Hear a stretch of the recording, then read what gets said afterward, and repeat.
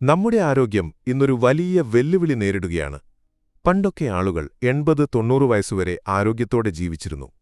പക്ഷേ ഇന്ന് 40, 45, 50, 55 വയസ്സിൽ ഹാർട്ട് അറ്റാക്ക് വരുന്നു. ഓട്ടോ ഇമ്മ്യൂൺ രോഗങ്ങൾ ഇന്ന് വർദ്ധിച്ചുവരുന്നു. നമ്മുടെ ശരീരത്തിന്റെ പ്രതിരോധ കോശങ്ങൾ തന്നെ ശരീരത്തെ ആക്രമിക്കുന്ന രോഗങ്ങളാണിവ. റൂമറ്റോയിഡ് എക്സിമ സോറിയാസിസ് പേശികളുടെ ശക്തി നഷ്ടപ്പെടൽ എന്നിവ ഉദാഹരണങ്ങളാണ്. നമ്മൾ കൺസ്ട്രക്ഷൻ വർക്കർമാരെയും മറ്റ് കഠിന ശാരീരിക അധ്വാനം ചെയ്യുന്നവരെയും കാണാറുണ്ട്. അവർ ദിവസം മുഴുവൻ വിയർത്ത് ജോലി ചെയ്യുന്നു. പക്ഷേ അവർക്കിടയിലും പ്രമേഹമുയർന്ന രക്തസമ്മർദ്ദം, ചെറുപ്പത്തിൽ ഹാർട്ട് അറ്റാക്ക് എന്നിവ സർവ്വസാധാരണമാണ്. ജോലി ചെയ്യാതെ ഇരിക്കുന്നവർക്കാണ് ഇത്തരം രോഗങ്ങൾ വരുന്നത് എന്ന് നമ്മൾ വിചാരിക്കും. എന്നാൽ കഠിനാധ്വാനം ചെയ്യുന്നവർക്ക് പോലും ഇവ കാണുന്നു. ഈ മാറ്റത്തിന്റെ പ്രധാന കാരണം നമ്മുടെ ഭക്ഷണരീതിയിലുണ്ടായ മാറ്റമാണ്. Bread, biscuit, cake, rusk, pakoda, vada, mixture, samosa, parotta, puri, dosa, chaat items, panipuri, bhelpuri, chole bhature എന്നിവ ശ്രദ്ധിക്കുക.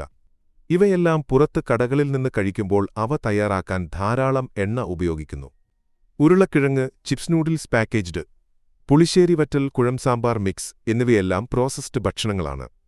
ഈ ഭക്ഷണങ്ങൾ തയ്യാറാക്കാൻ ഒരു പൊതുവായ ചേരുവ ഉപയോഗിക്കുന്നു. അതാണ് ഡാൽഡ വനസ്പതി. ഡാൽഡയെ പാവപ്പെട്ടവരുടെ നെയ്യ് എന്ന് വിളിക്കാറുണ്ട്. ബൾക്കായി വാങ്ങുമ്പോൾ ഡാൽഡയ്ക്ക് വില കുറവാണ്.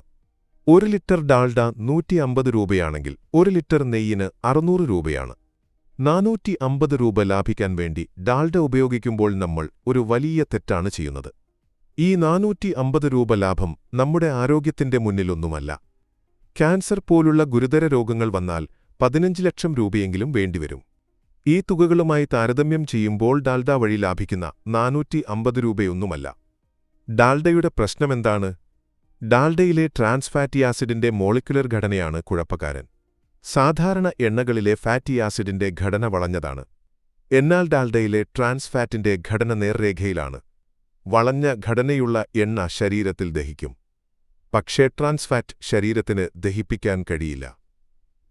അത് രക്തക്കുഴലുകളെ കട്ടിയാക്കുന്നു. ചീത്ത കൊഴുപ്പതായത് LDL വർദ്ധിപ്പിക്കുന്നു. നല്ല കൊഴുപ്പതായത് HDL കുറയ്ക്കുന്നു. കൂടാതെ അലർജികളും ഉണ്ടാക്കുന്നു. ഇതാണ് പ്രമേഹം, heart attack, cancer, auto immune രോഗങ്ങൾ എന്നിവയ്ക്ക് കാരണം. നമ്മളെന്താണ് ചെയ്യേണ്ടത്? ആരോഗ്യകരമായ ബദലുകൾ തിരഞ്ഞെടുക്കണം.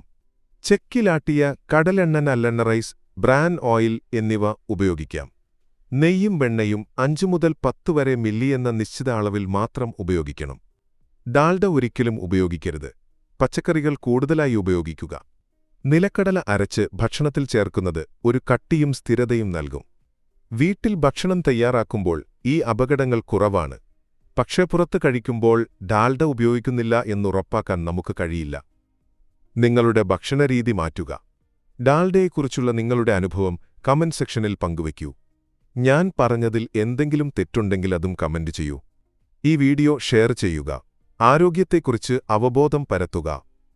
ഈ വീഡിയോയിൽ പറഞ്ഞ കാര്യങ്ങൾ വിദ്യാഭ്യാസപരമായ അറിവിനു വേണ്ടി മാത്രമാണ്. ആരോഗ്യപ്രശ്നങ്ങൾക്ക് എപ്പോഴും ഒരു യോഗ്യനായ ഡോക്ടറെ സമീപിക്കണം.